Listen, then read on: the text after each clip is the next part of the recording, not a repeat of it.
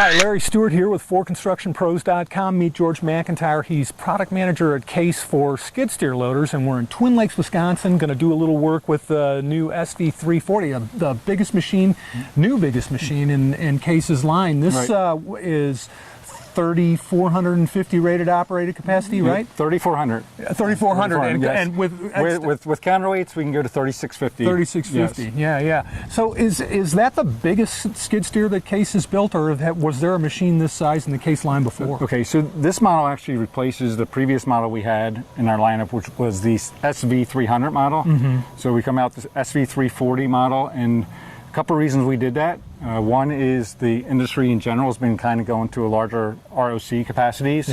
But the second reason is, when we've moved to this Tier 4B technology.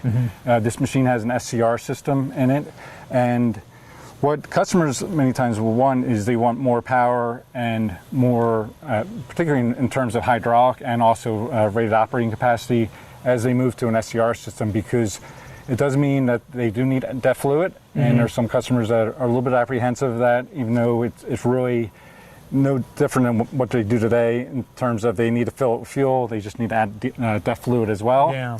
But if they stay at a 74 horsepower machine, it allows them to avoid the DEF system.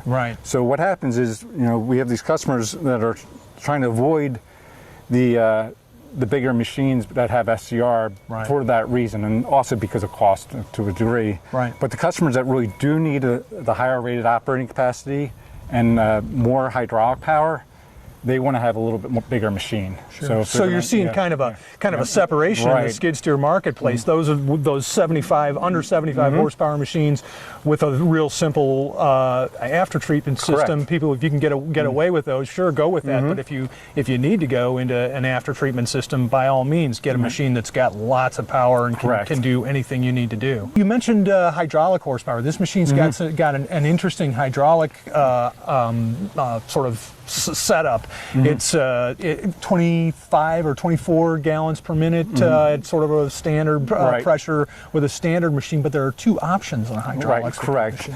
So beyond just our standard system, we have two high flow options. One's a standard high flow. That's on this machine, it's set at 3,450 pounds PSI. And then we have 38.7 gallons per minute of flow.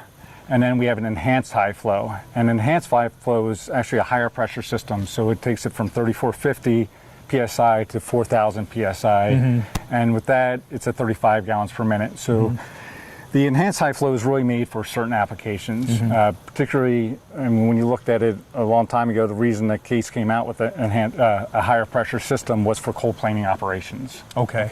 But it also works well in other types of attachments. We have a mulcher out here today that we'll be running that works well with enhanced high flow.